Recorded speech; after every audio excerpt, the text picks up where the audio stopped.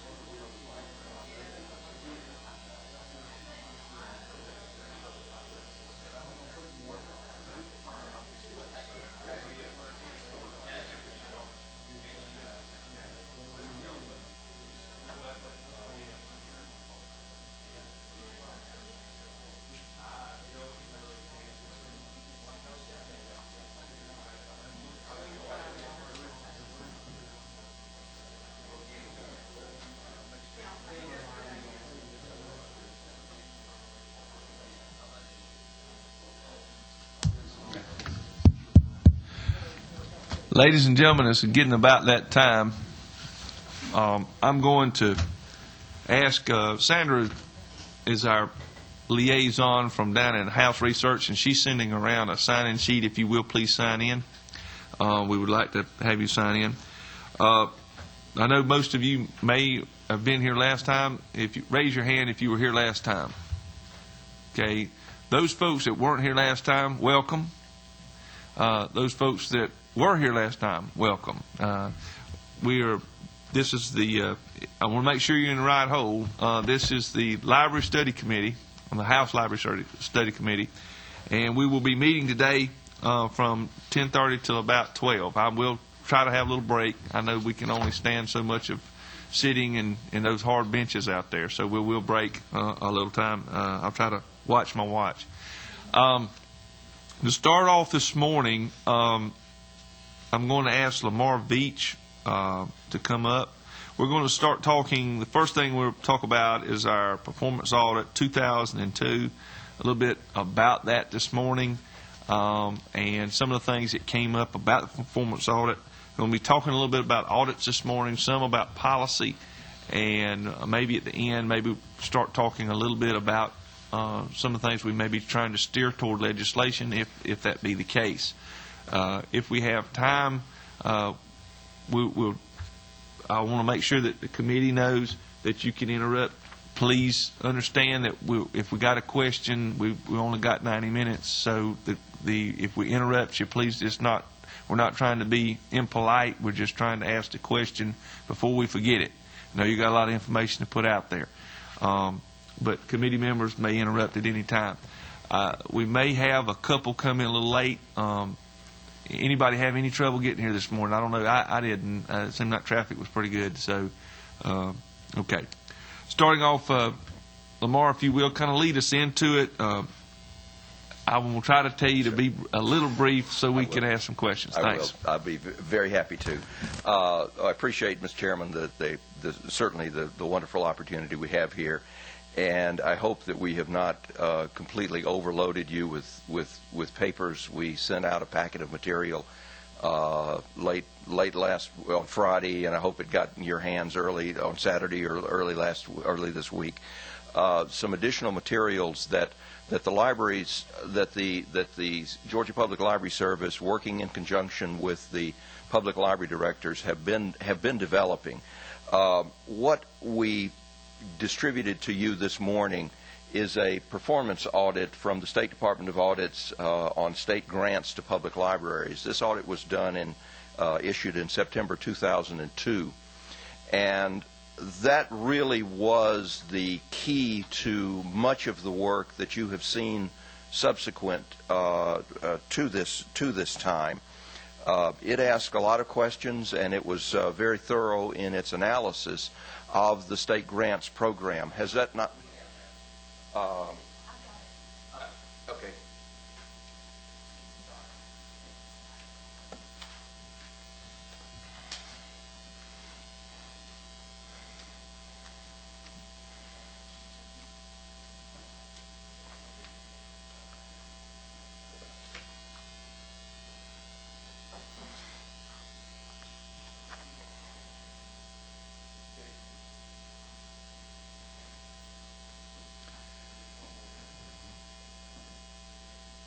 And there's another document which also is connected with that.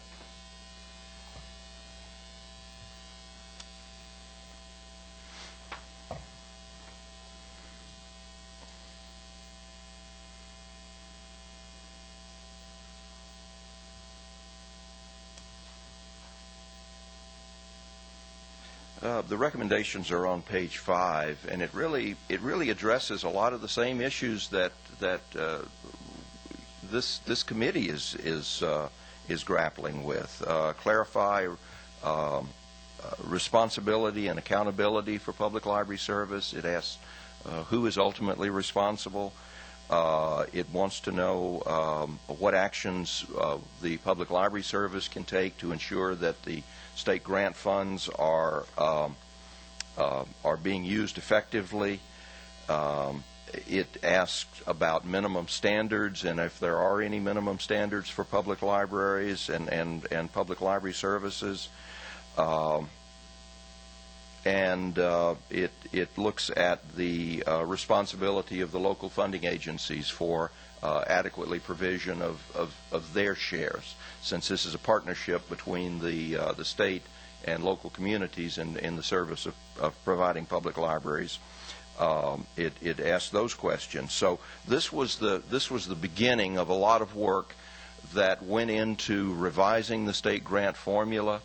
We sent you a copy of the new standards that the public libraries worked on and have adopted as a. Let me get you a copy.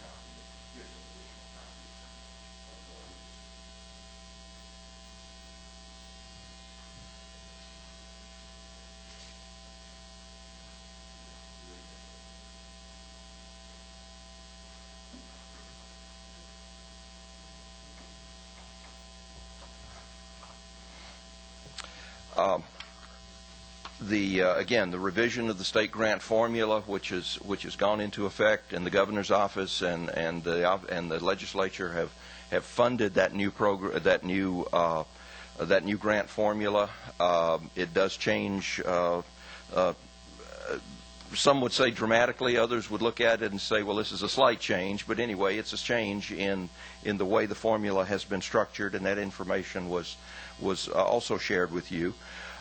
What we also distributed is a list, and it numbers from 1 to, well, it's a long list of items that are required as part of an annual report that each library completes and is part of their application for state aid. So this gives you some idea of the questions that we ask the public libraries to supply in order to qualify for next year's state aid. So again, there's a level of accountability built into this program.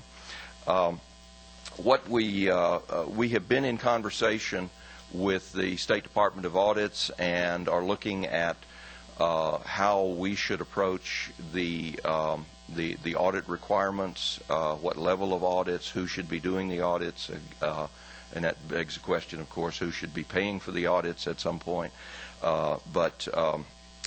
This performance audit really did start a lot of the work that you have subsequently received in terms of revisions of policies, both for the state aid program as well as for the capital improvement program, the standards that you have before you that the public libraries developed and unanimously adopted as a set of operating standards.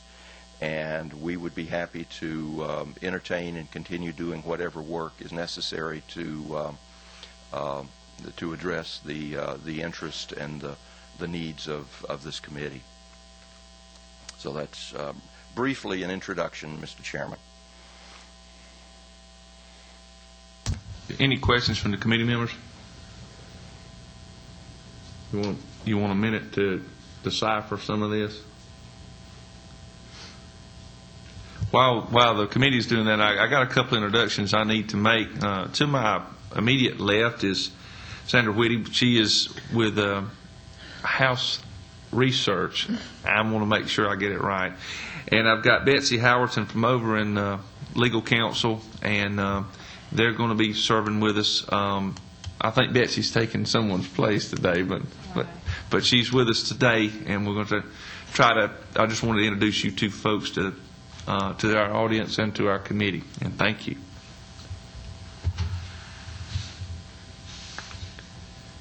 Hey, Jan. No problem. Any questions? Yep, Mr. Chairman. Okay, Gerald. Well, the process that you were talking about, I assume the regional directors are going right now. They're doing their applications for the starting in July, the new monies. Mm-hmm. They're doing that now. Susan. Right now, they're closing out fiscal year 2006, and they will begin doing their application for state aid and their annual report mid-July. We fund them on good faith for the first quarter until those reports get in. And then if we don't have them in by the end of September, we start worrying and start talking to them. But we fund all the libraries on good faith through the first quarter, assuming that, we know everything is coming along smoothly. But you've already determined how much is going to go back to each one of the regions there? Yes, sir, based on the formula and the appropriation. Yes, sir. Any other questions? I think I got a question. I want to make sure I understand. This first one, on recommendation number one, if the people are looking at your point, the responsibility that no government entity is currently held accountable for the quality of the state's library services. Does anybody want to make a comment to that?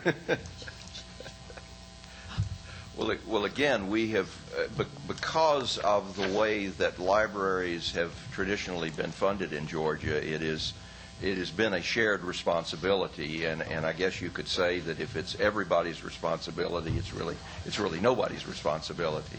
But I think that very honestly, it has been a shared program of local and state support. The Georgia Public Library Service obviously is in a key position to monitor and evaluate library service on a statewide basis, and I think that a lot of the policies that have been traditionally been in place, such as maintenance of effort, are directed at maintaining a certain level of quality throughout the state, and certainly the programs and services that are jointly developed in cooperation with the state agency as well as the 58 public library systems all drive toward raising the level of quality, but I think it is a community of service rather than one individual entity that you could point to that is responsible for it. Library service is a somewhat different kind of animal. It's almost like who's responsible for health care in Georgia. There's a lot of people that are, and that's similar. I have a subsidiary question, but I'm going to wait. Ms. May I Dan? follow up to that? Yes, ma'am, please. Chairman, the way the law represents public library boards, they are individual entities that actually have that responsibility. But when there's a multi-county, multi-jurisdictional library system, none of those individual funding agencies would have any kind of authority or ultimate responsibility for quality. That's totally left to that library system board, the way the law currently reads. Okay, Jan. First of all, I apologize. And I'm sort of coming in, I guess, in the middle of this, but on the accountability question, I mean, it looks like the state provides, what, about 20% or so of 17%. So certainly from a funding perspective, the local entities are primarily responsible for the quality. I wanted to learn a little bit more to distinguish between my library board, which is Fulton County, and a multi-jurisdictional one. In both cases, I guess I want clarification. Do the local, in a multi-jurisdictional or an individual one, is it the jurisdictions that provide that funding and whatever their makeup is for appointing or electing those board members? It would seem to me that they're primarily accountable. We're not running the libraries from up here. So it is, I know I look to my Fulton County government and to the library board for accountability. Would that be a reasonable conclusion? That's very reasonable. And in Fulton County, we do have separate legislation that authorizes the library board and establishes the roles and responsibilities of that library board. In the other 57 library systems, they defer back to the general library law. Single county systems operate very similarly to the way Fulton County does, with a few variances because they're not as big. We'll contrast Fulton County to Brooks County, for example. much smaller, much less money, much fewer people. What about like Gwinnett? Let's compare Okay, another Gwinnett. large system that Okay. doesn't have separate legislation. Gwinnett County operates under that law, and they're solely funded by the county. The county commission is the sole funder of the Gwinnett County Library System, aside from state and federal money that we pass through to them. That is a library system where the commission has made the decision that each district will have a representative on the library board. And that's the case in several single county library systems. Each individual commission district would have an appointee to the board to represent that district parallel to the structure of county government. So that's a case where they have a single funding source for the board. In a lot of single system boards, is it ultimately the commission that is determining well, I say the commission, if it's a city or the county, Right. that is determining the makeup of that library board? Are they determining which libraries are funded, where a new library is built, who gets hired, who gets And fired? that's a shared responsibility in library systems, especially single county. And Shared with who? shared with the library board and with the commission or the primary funding agent. But Cobb the County's local the local library. funding agent, correct. So far, I haven't heard anything about the state other than we supply money. We have absolutely no governance Okay. responsibility in the administration of local library. Well, then I guess I don't understand this recommendation, that implies, that says there's no accountability. I think there's a lot of accountability. I would look to the county, or if it's a city, Sure. and the library board, and that's who you hold accountable. Let me paint you another scenario. Okay?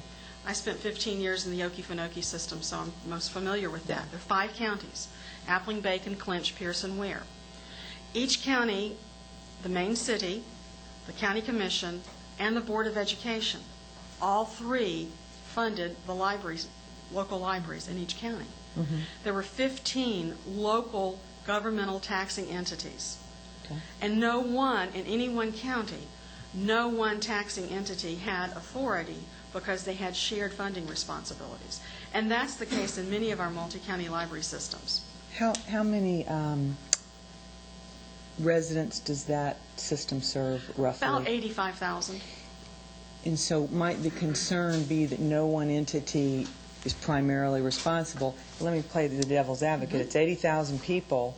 How is that any more dispersed or less accountable than a Gwinnett County or a Fulton County, which serve a population larger than 6 individual states in the country? You have a concentration of authority in Gwinnett County. But you don't, but you don't have a concentration of elected influence. Right. I would probably contend that I would have more elected influence in A the small system. Okefenokee with 15 jurisdictions than I would in a Fulton County with 7 commissioners. It varies from system to system and from location to location. But there's a But, great yeah. swing as to who is actually appointing the library trustees, Right. based on who they are. And the composition of the library board is determined by the constitution and bylaws of the library system. Right. So the library system determines how many trustees will be appointed to the board. But I don't think we can conclude that just because it is a multi-jurisdictional library system, that it has any less accountability Or to the responsibility. voter Right. than one that is a single. It really comes down to, you got to look at it, and where could you have more influence? Right. It's a different kind of juggling match when you get into multi-county and multi-jurisdictional. But the responsibilities are uniform regardless of location, regardless of size. And the concentration of state dollars also varies, of course, from rural, small, populated systems to the larger metro areas. Because with Fulton County having 4% of their funding coming from state government, and Hart County having over 50% of their funding coming from state government, there's a big swing there. Thank Can I ask you. a question? Would one of the problems be that if you had an audit and there were lots of irregularities on that audit, and you had that situation you're talking about with 15 different funding sources, who would then take action to quickly go in and solve a problem? rather Again, than that what would we fall have. to the library board because the library board is the governing board. Well, for the library board, if it meets quarterly and you know how it's appointed and you have irregularities going on in some of these, from what I've heard for years, where's the oversight of that audit? And are there required audits every year by somebody? You know, I think is that where you is that the kind of where the problem is coming That's one of from? our issues, and one of the issues with that is the follow-up to the audits. Usually by the time our audits are performed, we're a year past the end of the fiscal year being audited. And that is no reflection negatively upon the Department of Audits. None taken. Good. Because they have legislated requirements and mandates to have certain audits completed earlier in the year. So usually by the time those audits reports are completed, it can be 12, 14, 16 months after the fact. We in our office do have a responsibility to follow up on negative audit findings and to work with the library systems on corrective action plans.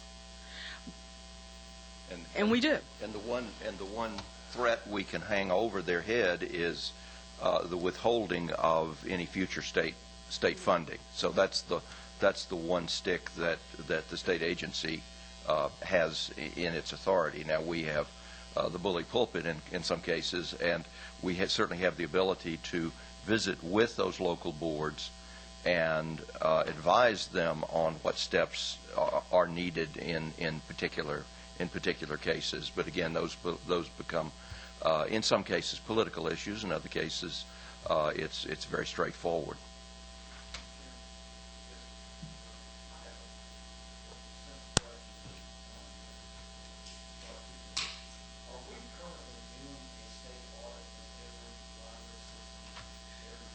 No, sir.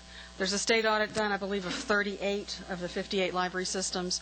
The others are being done either as component units of local government with discrete presentations, or they're being done by a private independent auditor. We do require that a copy of those audits be sent to our office, but only 38 of the 58 are being done by Department of Audits and Accounts. In the past, didn't we do an audit of every system? Randy? Coming up on my 25th year with the state, and to my recollection, during that time period, we haven't done them all. We have Doherty, and a lot of the big ones that aren't done. And as it relates to the law and the specific requirement to it, Susan, I don't know what it's called, the law doesn't provide for the Department of Audits to do those. That's just been a tradition over the years that we do go in and perform those audits. But as far as having any statutory authority to do it, it's not set out either in the Department of Audits laws or in the laws relating to the libraries. A lot of times, the reason that they get called in is there is a discrepancy. Somewhere along the way, some audit has come up or something has come up, and the state is required then, somebody mandates them to go down and check an audit. If there's a bad discrepancy, if there's been misappropriation of funds or something, that's when they usually get involved heavily. Most of the time, they do a little performance audit. Again, probably at the end of the year is if like these other 38 systems that we're talking about. And Randy and I've talked. It's pretty tough for them to do all the audits that they've got to do plus this. So some of the library systems do a private, or they have another entity do it, either the county or the school board or whoever's doing the most of the funding. Am I correct on that? That's correct. In addressing the timeliness issue, Susan's absolutely right. Our first priority is getting the audit and the college, universities, state agencies, and all of those entities that comprise the state capital. And as y'all know, we headed out before December 31st of this year. In addition to that, and that's a legal responsibility, as are those responsibilities as they pertain to the local boards of education. Those are all significantly funded with federal dollars. And there's a federal requirement that we have all of those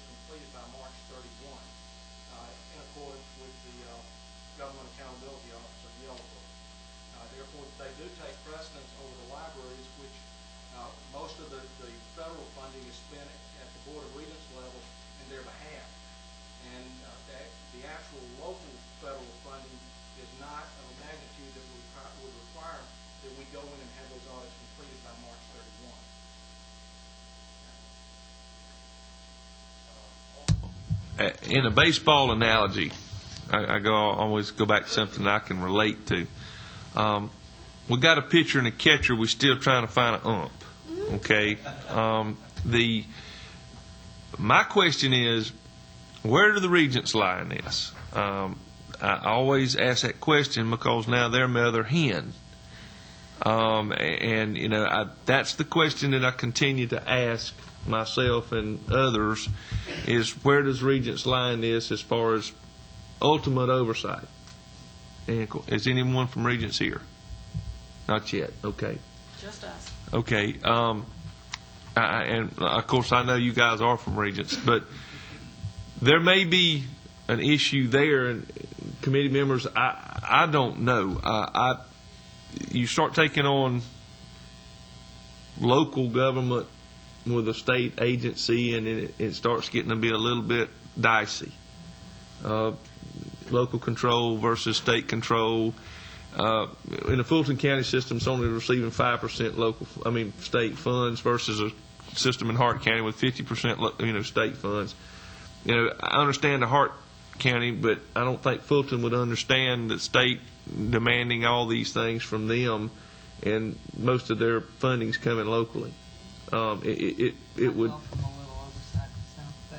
Well, and again, see, that's there. I'm looking to you committee members to tell me if we need to move in this direction. Now, I'm gonna be honest. I did discuss this a little earlier with Dr. Veach and Susan about the fact that really Regents doesn't have an audits department. They don't have any way of. They can add some. Advice basically, but they don't really have a way to audit that department. They would still then have to come back to you guys to do the audit over at the audits department. But ultimately, I do think that somewhere along the way, we got a pitcher and catcher, we got to have an ump, and that would probably be our umpire at the last level. Every time we've mentioned this, though, Lamar can tell you that anytime we started trying to get to somebody to be the umpire, they've thrown them out of the nest and put them in a new home. They've gone from Department of Education, and when they wanted to nest them over there and something went a little haywire, then they said, well, let's put them over in DTAE. We ain't got time for this. And now and DTAE said, well, this isn't really our deal, and so we throw them over to Regents. And the Regents, I don't want them back, doing a rebound back over to some other department. We got to settle it down, I think, and say, okay, here it is. You own them. You got some responsibility here. And again, it may be that we have to fund some of this. We may have to look at the funding mechanism to make it happen. Much to the chagrin of we're trying to figure out what monies we're going to have. This may be an appropriations issue that we may have to address sometime. That's just the opinion of the chairman, maybe not opinion of the committee. Robbie? Let me point out, there are a lot of county governments that require audits of their library system, and one of the problems is that sometimes the county government's fiscal year is different from the state's fiscal year. They're running January to January, state's running July to July. I know there were times in my local library where we were doing 2 different audits at 2 different times of the same thing. We were continually in an audit, and that was a bad situation. And we that's were having definitely to a come up problem. with the money to pay for the county audit. I don't know who was paying for the state audit. In my opinion, of course, we're may having a discussion here, but the issue is, why would you do 2 audits and pay for it? I mean, let's get one down. Let's throw the ball, batter. We gotta catch it. We get it on in there. When the county's putting a substantial amount of money in there, they got a right to have an audit. I agree. I think that the audit should go back to the county entity. I don't know if they're going to do one at state level or whoever's going to do it. I think it should go back, and I think that is a requirement, is it not? That some of this money should be known. It should be known how it's spent. and what they're spending their money on. Have you seen the, of course, some, yes, sir. In some cases, we will go in and perform an audit of one of the component units of the city or county government. Generally, if we know that one is being performed, we don't go in and duplicate the work. When that county or city auditor does go in there, in that they are a component unit and the primary government makes that determination, they are required to report on that. And they may run on different fiscal years, but there are provisions within the accounting standards to be able to accept those timing differences and disclose it in the notice of financial statement. So we do try to avoid the duplication in there.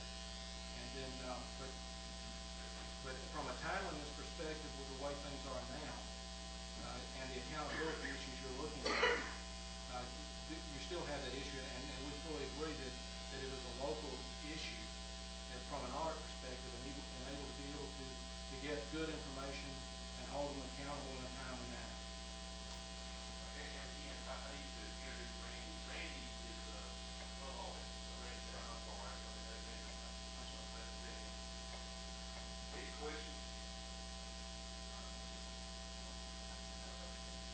How many municipalities have, it's mostly counties that have oversight over the libraries? How many municipalities have libraries? I mean, have the county function? How many of the libraries are component units of a municipality? None that I can think of off the top of my head. So when you say that, you're just saying that in case you had one? Well, when you get into some like Thomas County and some of these others that are down here. Right. Then, you've got some of these other components at one point in time, we would audit, and they would ask for our audit to be able to include it in the primary government.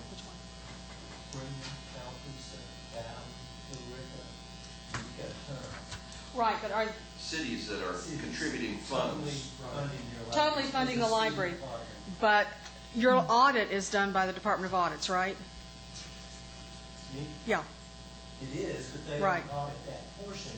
Their Right. audit there is included as part of the city. right. We have over 150 municipalities that fund libraries, but I don't believe there's a single municipality that has over 80% of the funding of any one single library system that would make it a component unit. Yes, sir. Chairman, Yes. along those lines, how many school boards fund libraries? 111. To clarify one thing, Yeah. the 80% criteria doesn't apply to the component unit primary government Okay. relationship. That's a different issue. Okay. Is there a role for the new Region Advisory Board in the accountability deal? Where does it fall? Is there a connection? Yes, sir, I believe there is a role for that advisory committee. This is a new committee that has been established by the Board of Regents. It consists of 12 members of the body of library directors from around the state. They're elected by the full group of 58. There are 2 officially appointed liaisons from the Board of Regents. That would be Regent Jenkins and Regent Poinevit right now. And the role is to advise and provide counsel to the Georgia Public Library Service, as well as the Chancellor's Office, and ultimately the Board of Regents. I think their involvement is critical in these issues because in terms of providing guidance, providing input into the development of policies that would be adopted by the Chancellor and the Board of Regents in terms of how these funds are administered, what kind of level and what kind of accountability, what kind of reporting is required back from those libraries in order to receive those state funds. They are very involved in that. And as the chair and I were discussing just earlier, if there is interest on the part of this committee in developing new revision to the library law and new language in terms of strengthening certain portions of it or making targeted changes, I would think this new Regents Committee on Public Libraries would be extremely critical in advising legal counsel in terms of what changes and what impact those changes might have on the operations of those libraries. Mark, when was the last time that law was updated? That law was completely revised in 1984. There has been one amendment to it since in the mid 80s or late 80s. But there's been no other amendment. There are very few AG opinions on it.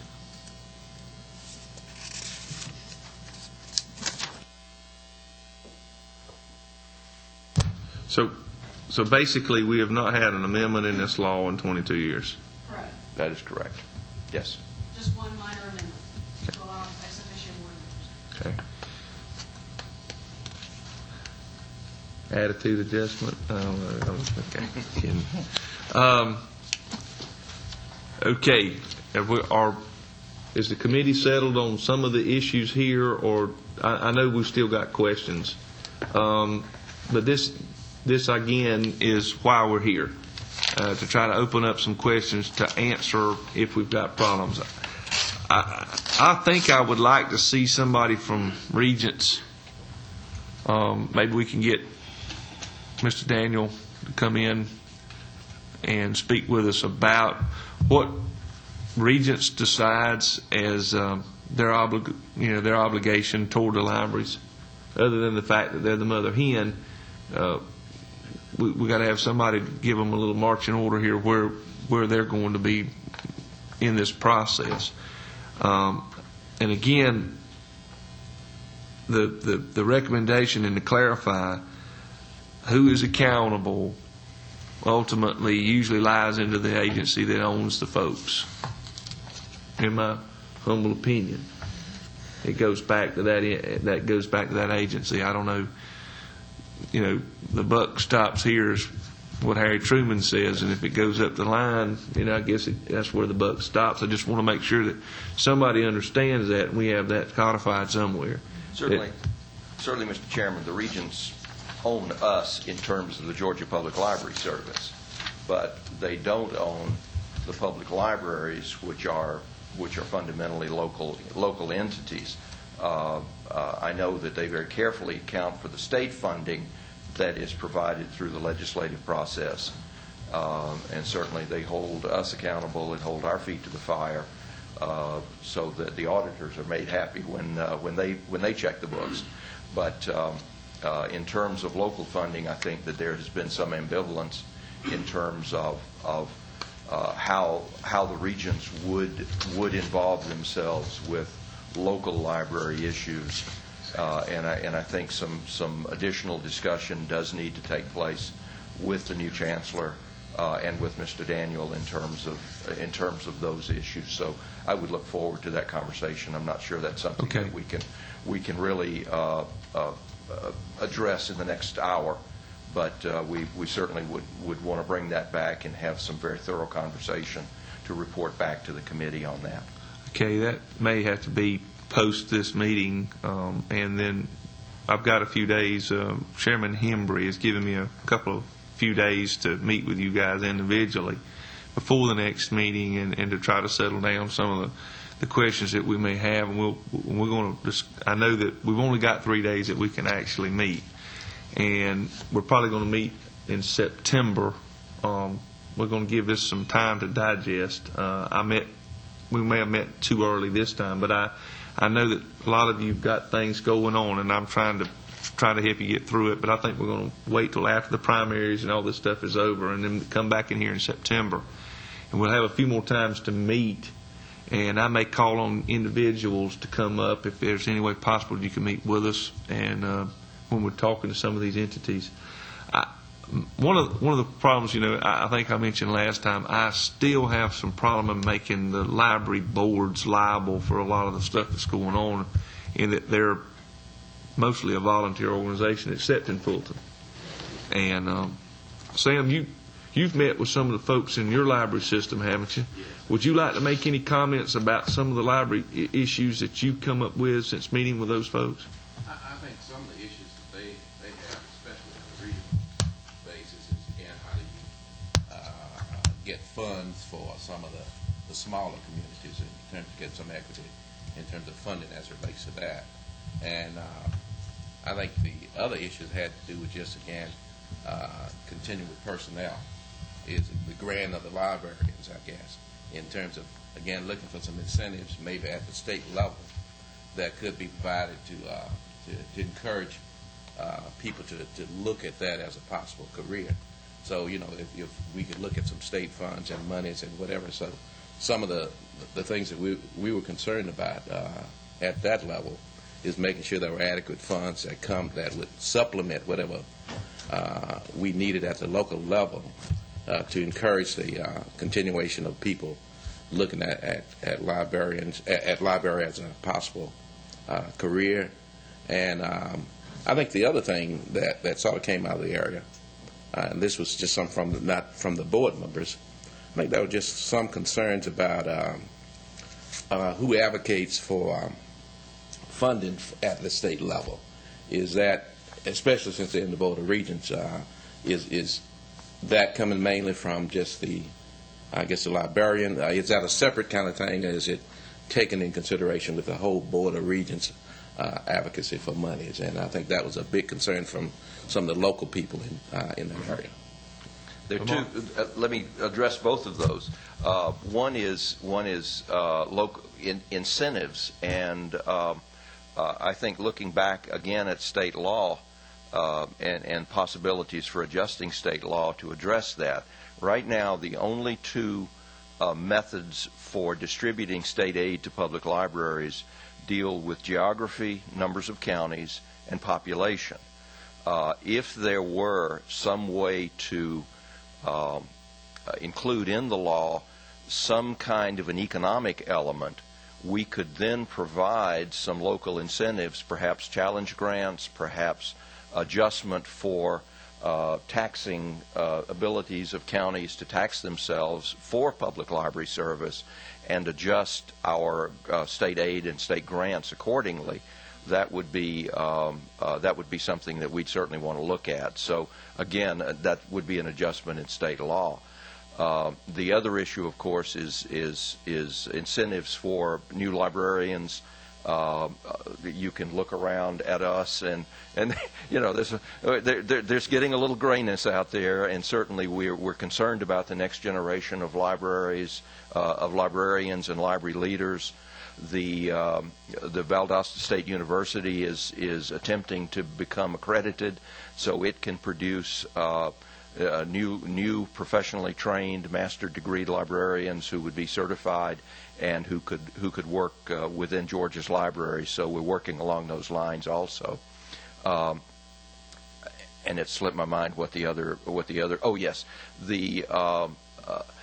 in terms of advocacy, again, it's a shared responsibility. We work very closely with the library boards, the library directors, the Board of Regents, through this new advisory committee, is going to be very involved in advocating for funding and for legislative programs like that, and additional funding that would be recommended up through the Board of Regents, certainly within the governor's parameters in terms of what his budget priorities are, but certainly continued advocacy as far as the needs of libraries for not only buildings but library materials, staffing, and technology. Being able to keep up with technology issues are certainly high priorities at this point. But the Regents Public Library Advisory Committee, as well as the new Friends of Georgia Libraries, which is a statewide Friends organization, as well as the Georgia Council for Public Libraries, is also involved in that level of advocacy. So again, it's a multi-pronged advocacy effort. As chairman, Sam, I applaud you for meeting with your libraries. I'm going to challenge all of you folks to meet with the libraries in your different jurisdictions, if you can. I understand each one of you are doing things, but I would challenge you to meet with your library. I'm going to do it myself, and sit down with your local librarian, maybe even attend the board meeting, if you can get an appointment or get an invite, or I think they're all open meetings. I think you can go anyway, and they should be published as to when they're going to meet. But it might be a good idea just to go, especially right now. I think they're all trying to get their budgets ready, so for the next fiscal year, and they're going to make their recommendations. I think that it might be a good time to sit down with those folks and just see the process. I'm interested in the process myself. Chuck, I've been on the library board for 3 or 4, this is my second time, so Right. I've probably served on the library board 6 or 7 or 8 years, so I met with them every time we meet, and I'm on the construction committee, so and our director's here, so be glad to share anything. Okay, That- and again, that makes me feel good that I've got folks that are going out and seeing the libraries and making sure that you get informed as the local level too, because I mean we're at the state, and they look at us we're omnipotent, but we're not. We're learning too, and this learning curve, I'm on the tail end of the moon trying to catch up. I'm just trying to get up to speed with a lot of it. This is a huge operation. Yeah. It looks like, too, since this other advisory committee is looking at some of the same things we are, governance, accountability, library law and policies, it'd be good to meet with them, maybe between meetings, or have them come, some of them come here to find out what their recommendations are on audits and oversight. Okay. And again, yes, ma'am. There are several members of that committee present in the audience today, so they are hearing what you're saying. We Lamar, that might be an issue that we can do. I may need to, while they're meeting, I think as chairman, I probably need to come to one of theirs too, especially if. How many times are you guys going to meet? Do you know? They're going to be meeting fairly frequently over the next few months. Their next meeting actually is on July the 14th. Has a location been set for that? Kathy, do you know? We were talking about possibly doing it in Covington, but we want to make sure that you and Susan and David can come to Okay. that meeting All right. to talk about budget issues. Okay. Okay. Do you mind letting I this will- committee know what? we will advise when- you of- And if these folks want to go, now I understand I can't. You legislators, you'll have to take your own day on that. I don't know if I can cover the funding. I can cover through the chairman. I can do some things, but through this committee, I'm only allowed 3 days. So I don't know if I can cover that for you. But through your chairman, Chairman, I think I can get to Covington all right. I know you can. I mean, I just make sure that I know it's a day out of your time though, and when you have to travel, and I understand that. And each one of you, again, we will send. Lamar, if you could send We would us a appreciate- recommendation, and send it to Diana at my office, and we'll send that out to the committee members and make sure that they understand, and I guess we're welcome. I hope we are. You are absolutely welcome. Okay. We'd appreciate very much your presence and your involvement. I promise we won't drag in balls and chains or anything. We'll be most open minded and with our eyes wide open and ears. Ladies and gentlemen, I didn't give too many people last time from the audience a chance to speak.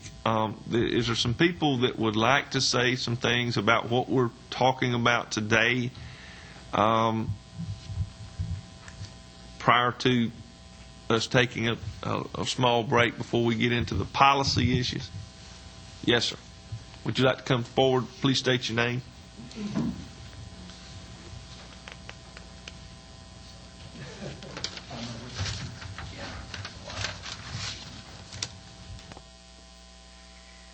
My name is Jim Cooper. I'm director of West Georgia Regional Library in Carrollton, and we cover a 5-county area, which includes Douglas, Haralson, Paulding, Carroll, and Heard counties. We cover an area of about 1,600 square miles in our 5-county area. We have 13 libraries, and we have every variation you can imagine. It caught my interest when you were talking about city funding a while ago, because we have within our region, some libraries are totally funded by the counties, some are totally funded by the cities, but when we have our audits done, we're only they only audit the money that we actually handle. And in Douglas County, for example, a lot of that money does not actually come through our books. So that's something that I'd like for you all to bear in mind too. You know, a lot of those libraries are very well funded, but the checks are written by the county or in many instances the cities. Receive the No. service, but you right. don't receive the check. You Exactly. actually someone else's. Staffing is covered by those, by the city. You know, those employees within our region, they're affiliated with us, but those staff members are considered to be either city or county employees. They're on city or county health benefits. Okay, gotcha. Those kinds of things. Okay. And they pay the utilities for that. Money that we get through the state, however, does come through us, and we spend for books, for example. We spend all money, and we actually receive money into our books from those cities and counties whenever we buy materials. But for everything else, they're pretty much on their own. And you can tell the instances in which we have cities or a single funding agency for that library. If you look at the funding for each one of those libraries, the funding they're tremendously well funded whenever it's a single funding agency. But when you have shared funding and there's lack of responsibility there, you can tell a big difference in, the feeling of responsibility for that library. How about capital outlay? I mean, on something like that, you're going to build a new library or whatever. Does that? I mean, In the past, Jen, and we've done that we've had about probably 10 capital outlay projects during the time that I've been director. are they mostly SPLOST funds? No, these all were local. Over the years, it's been state funding, and we managed those, within the regional Do library. you have any SPLOST funding that you do for capital outlay there? I'm sorry? Any SPLOST, SPLOST? We have not thus far, no. Well, now, we have one coming up that Are y'all asking? Okay. that we will be. Okay. But But most of yours has been state. If it was capital outlay, it was a state-funded. yes, with a local match. I mean, there was local Understand. government matching for that. Okay. But I guess my point is that even though we're a region, there have been some instances in which the state, in an effort to try to get control of some of this, ambiguity, has suggested that all money come through the regional headquarters. Well, when we've got a Douglas County, for example, and they may be putting $1.5 million into their library system in Douglas County, but they're still affiliated with West Georgia, that money's not going to come through West Georgia. I mean, they're not going to send that, and they'll pull out and do their own thing before they would, actually send the money to us, because they consider their employees to be Douglas County employees. But yet, they do participate with us as a region. Same thing with some of the municipalities. So that's just something that I feel like needs to be stated. It's not a Gwinnett County where the region is totally funded by the county. I mean, it's where there's only one funding agency. But they are all affiliated within our region. Jan has a question. Would you have information on the 5 different counties as to what the per capita local and state funding is? Is there a great, and what I'm getting at is there a wide variation? It's a system, so we think of it as pooled together. Right. But is there a wide variation, say, In the from local funding? Carroll to Paulding or Douglas to? Yes. I mean, and I don't have specific numbers, but I can tell you that, for example, the county funding in Douglas County, and I'm guessing would be roughly $1.5 million. In Carroll County, for example, it would be maybe $175,000, because they are pooling money together with the municipalities in Carroll County. So when I say county, I mean. You mean the of all- overall county. Of all the funding that is pooled together by whatever jurisdictions within a county. Right. does that vary on a per capita basis significantly county by county? Yes, there would be a significant difference. And, because to me, that points out a little bit of the problem with calling it a regional system, but yet it really doesn't operate like a regional. In that sense, it does not. If you're talking about, having a top-down governance, but however, we do the libraries within our system. I mean, we provide a service in that we provide a courier service, for example, for all the libraries in our system. Two vans, 2 courier vans. We provide all book purchases. We buy those, centrally. We process all those materials for those libraries too. So there are a lot of ways in which we do cooperate with one another, and we cooperate with the counties too. It's just that because of tradition or whatever, I mean, our library system was started in 1944, and so some of these things started way back, and you can't stop on a dime necessarily and turn that around.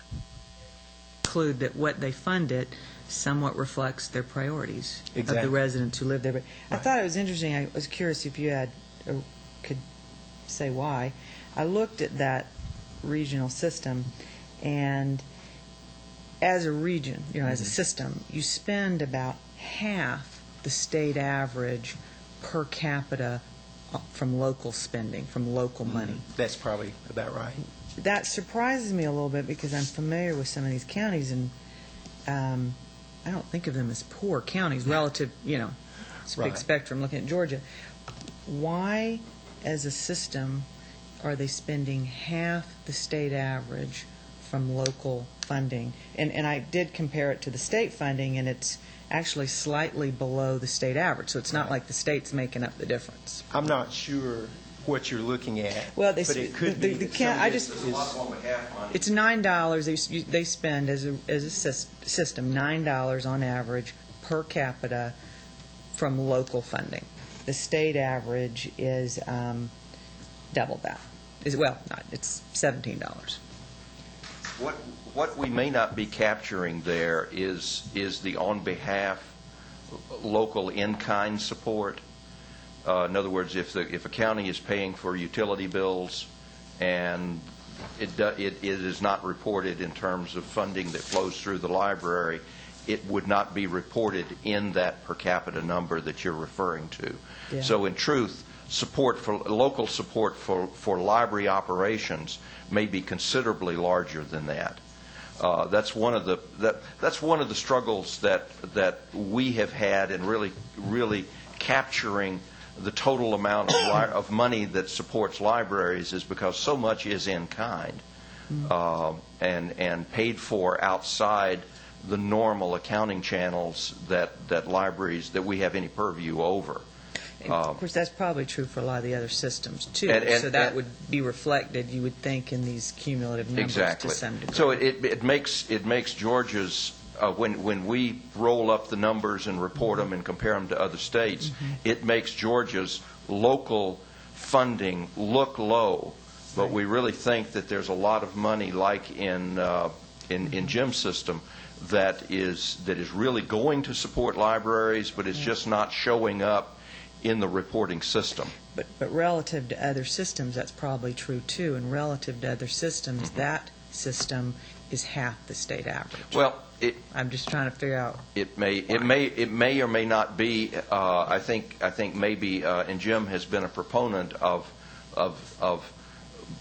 us being wary of trying to put too many controls over local money, because again, it takes the enthusiasm Right. away, and we want to encourage that. That's the balancing act that we're always Maybe we involved have in. incentives. And the incentives also. Maybe that's the direction we Yeah. would go, is have Could very well state be. incentives Yeah. if you meet certain benchmarks like we do with public schools. If you give the local $5 million share, we match. Exactly. And the state law would need to be changed in order for us to allow us to consider doing that. Thank you. Thank you. Good job. While we're here, thank you. I appreciate that. I'm gonna do a 5-minute break, and we need to come back in. We'll finish up in about 5 minutes. I think everybody's had about as much of that bench as they can stand, and we'll give everybody a chance to stand up and refresh themselves. Down in my office, if you want a Coke or some water, it's down in my office, right down the hall in 607. We'll be back in about 5 minutes, okay?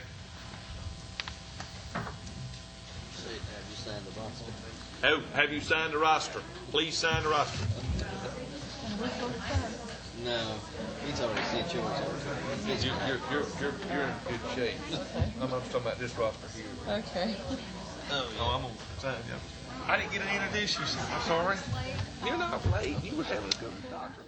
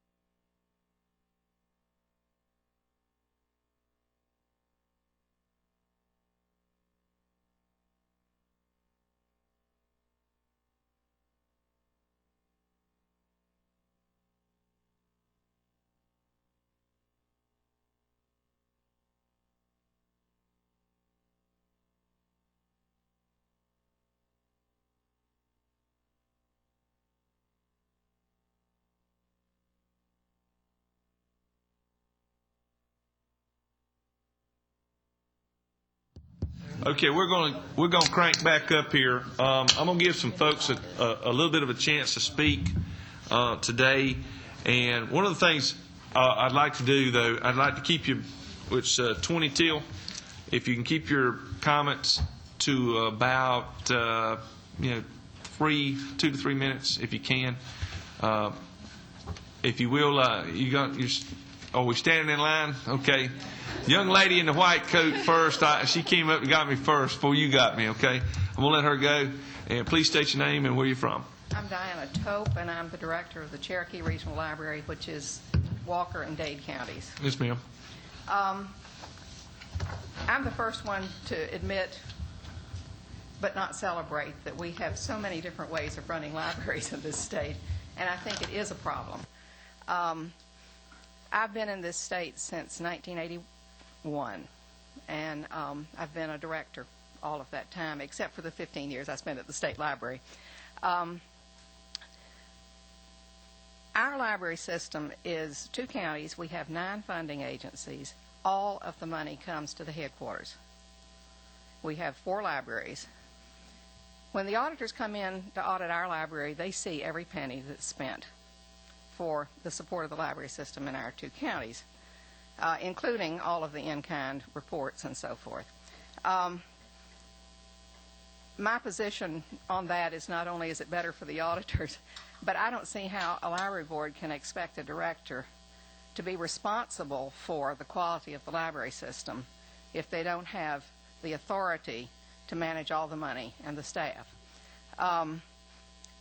There are several other library systems in the state that operate the way my system does, and we have operated that way since 1984 when the law was changed.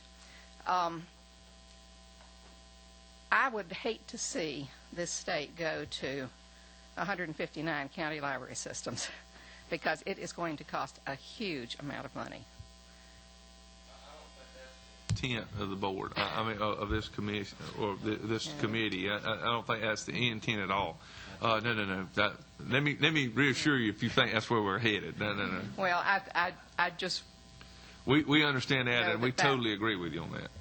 For one thing, we'd have to have a much larger state library, right, to handle, advising all these people and consulting and doing all the services for them that the state library provides. I think the question this committee is really trying to figure out is on policy, who has the oversight of the libraries, on funding, how this money is accounted for, and how it's spent, and who it's reported to.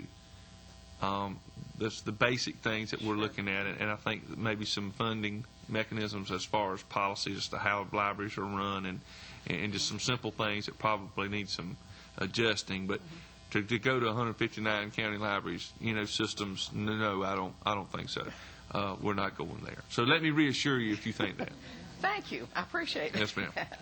But I want you to know I appreciate the work that you all are doing because I think it's very important. It is time we got some of these problems solved if we possibly can.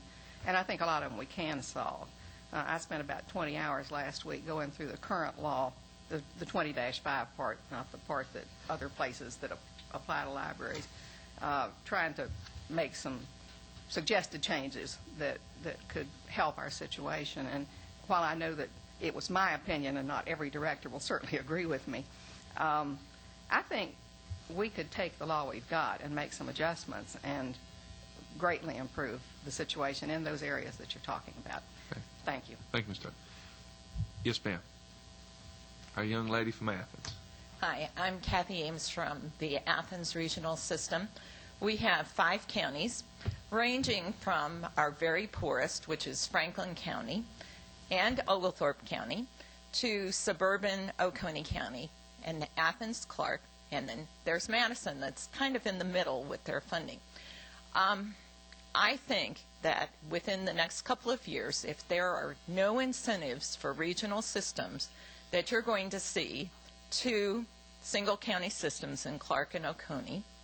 I think Madison County may be on its way to becoming a single county.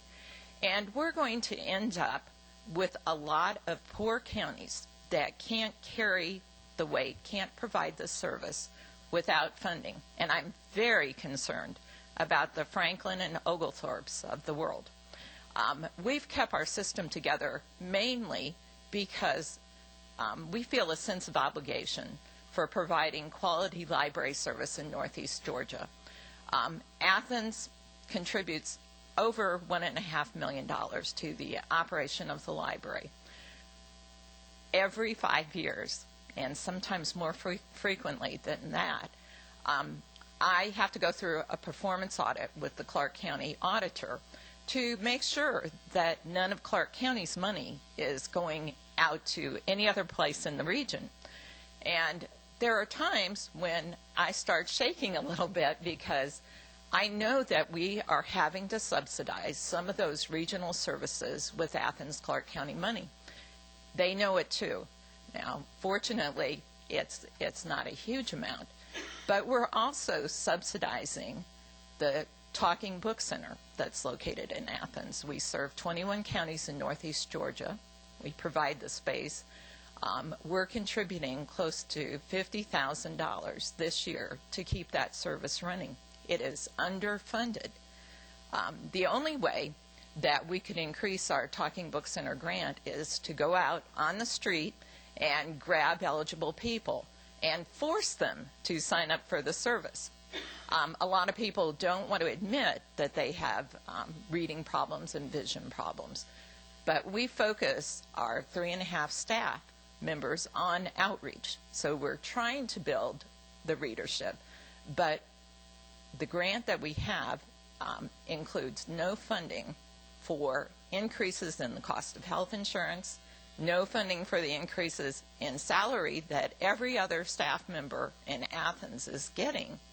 So I have a concern about the way that service is funded. I do have great concern about the future of regions. This year, we're losing one of our state paid librarian positions under the new formula.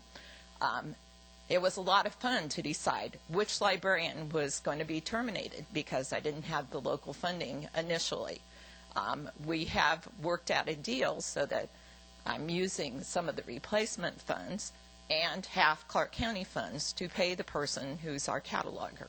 She happened to have the least amount of experience. So she's our lowest paid person that we pay through the state. That was a regional board decision as well. In terms of accountability, I told Representative Sims I'm very concerned about our trustees. When we have a budget of $3 million and we have trustees who are appointed by commissioners and cities and boards of education, they don't have any training. The only orientation they receive to the board comes from the director. I think there has to be some kind of mandatory training. They need to know that this isn't just a literary society that they're working with. This is big business. So I urge you to think about some of these issues. The final point I want to make is I've had 2 audits in the last 6 months. 2004 and 2005 is going on right now. Yeah, right now. They will be coming in October, I've already been told, for 2006. I'm one of those people who is fortunate enough to trigger a full audit because we do receive in excess of $100,000 in federal funds. If the state did not pay for this audit, we would have a major unfunded mandate there. I am pinching pennies all over the place right now. I can't afford what I've been told will be a $50,000 audit. So I just wanted to make that final point. I hope that there will be some way to continue funding state audits. Thank you very much. Yes. Let me ask you a question. What's the county seat over in Franklin, and is it Oglethorpe? What are the... Oglethorpe is one of the counties. Lexington is the county seat. Okay. And in Franklin County, it's Royston. Okay. In that, do those folks come to Athens and shop and do all that kind of stuff? Is that the main hub? Is that their sort of their significant influence, just to come back over to Athens to the shop and do all the stuff they do over there? Well, it used to be. Now, Home Depot and Lowe's have built in Stevens County. So it's a little closer So for it some goes of those to COA. folks to go to other directions. Yes, to COA. Okay. I just wondered because, I mean, I know Athens gets some supplemented income through sales tax with those folks coming over that way. Absolutely, we do, and I'm very thankful for it. We have been receiving funding for our libraries through SPLOST since about 1988. We built the main library on Baxter Street in Athens with SPLOST money. We have built some small resource centers in public housing communities. We've opened a Hispanic branch that the collection was funded through SPLOST. And now we're planning an addition to the headquarters library as well. If you could have M&O money out of SPLOST, would that help you with your Franklin and Oglethorpe counties problems? Assuming that it would pass in those counties. They've had a difficult time. Well, I'm talking about just on M&O. I mean, you normally use that absolutely. just for capital improvement, and Right. if you could do some Yeah, M&O. that would be great. We've been talking about that too, but that's another issue. It keeps backing up in the back of my mind. That's a ways and means issue. That's not one of our issues here. But Right. but again, the issue is that where do you get your money from? And I can see that usually when you got SPLOST, the sales tax is an easier one to deal with than it is raising millage rates or trying to do something through income taxes or ad valorem. Those are just ad valorem and income just automatically just turn people off totally. Right. The sales tax, well, they're a little more willing to issue that unless you're on fixed income, and then you have that issue too. So, but thank you. Thank you very much. Yes, ma'am. There's been some discussion about the possibility of having a taxing district. And the only part of our system where a local tax might pass would be Oconee County, where the people have been moving out 316 from Gwinnett County and from Atlanta, and they expect a higher level of library service.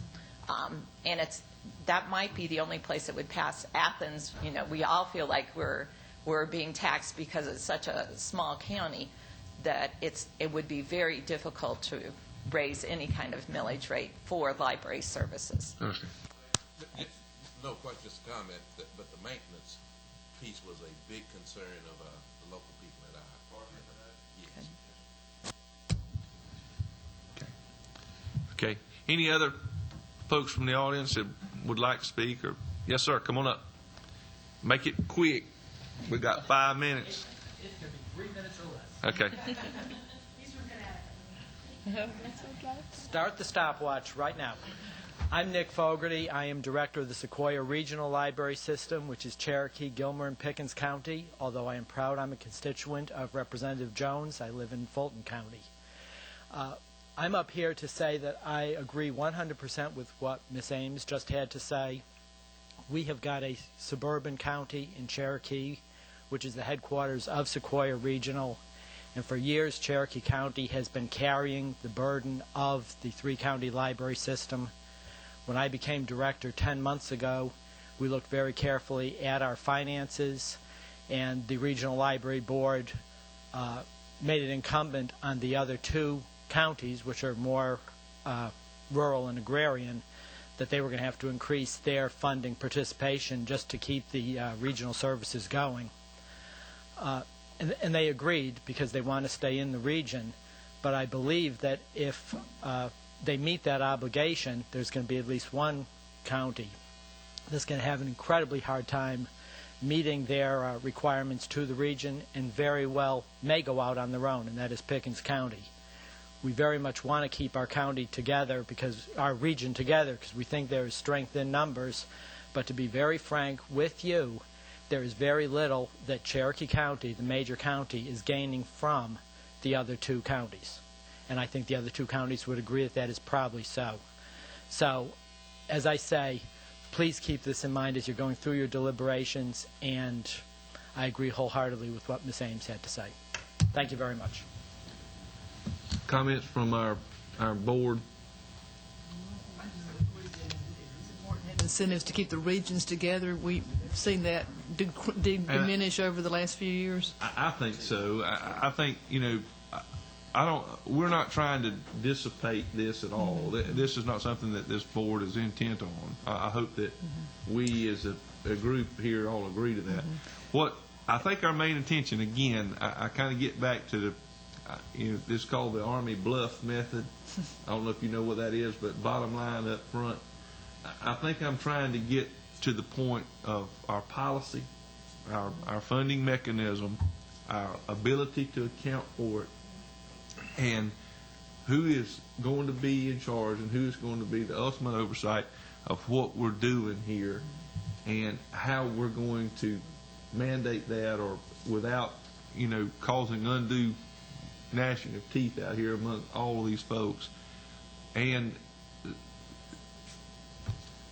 But the basics of what we're doing is to provide better library service and a place for folks to go and receive those services. That's the opportunity that we have here. Not to try to punish or to do whatever. We're trying to create that opportunity and make it happen. And I think that's the ultimate goal of where we are. At least that's the way I look at it. I hope that that's what we're trying to do. And again, I think that we're going to start looking at September as our next meeting. Now, I challenge, again, the committee members to seek out your library boards. I understand some of you are on the boards, and you already have some, and I know that. But I would, go to a meeting, go to a board meeting, look for their funding mechanism, find out what their problems are. If they have problems, if they don't, tell us that too. I mean, we don't want to just lump everybody together, even though we do. When we start trying to figure general law, we try to make it's got to meet the goal of everybody or meet the needs of everybody. Another thing I would challenge you, this other committee, this meeting, if you can attend these meetings, I would ask you to go to these meetings, and if we can get that, Lamar, from you, send it to Diana, and she will get it out to our members of this committee. Now, again, I don't know how I can supplement you folks on that. I know you're on your own time, and you committee members can take your committee of 1 days if you wish to, or if you're going to be working that day anyway, and you've got a committee chairman, or some of you maybe even can do that and get your committee chairman to give you a day to meet. But I think it would be good. I plan to do that. Mr. Hembry's given me a few extra days as chairman to meet with different groups to try to figure out what we're going here. If it takes it, I may go ask the chairman or the speaker to ask if we have to have an extra day, that he'll give us an extra day to meet. I don't think he would be at all unwilling to do that. Speaking that we've got a huge budget item here that we're dealing with, a lot more money than I even imagined. And when you meet, I always remember what billions and millions are. And does anybody know the difference between a billion and a million? No, tell us. Well, they used to tell me this. They said that a million seconds is 17.5 days. A billion seconds is 34.5 years. So there's a lot of difference in what we're dealing with here. So, we're dealing with millions of dollars here, a lot of seconds. So we really do need to look at this. And I appreciate each and every one of you. I hope that you learned something. I do every time I come in this room. I appreciate the members of this committee. They are very smart, minus the chairman. Chairman, he's just hanging in here by the tips of his fingers. I'm dealing with summa cum laudes and magna cum laudes on this committee, and I'm just a laude how come. But I will tell you that I do appreciate these members, and they're great folks, and I appreciate you. I really do. I know it takes a day out. Thank you for attending, and we will get the word out again sometime in September. It's going to be our next and final meeting. It may not be our final meeting. If we have to have another day, we may ask for it. But that's according to the law or our thing. We've only got 3 days. So I'm going to wait until September till we try it again. Thank you, and God bless you. Have a great trip home.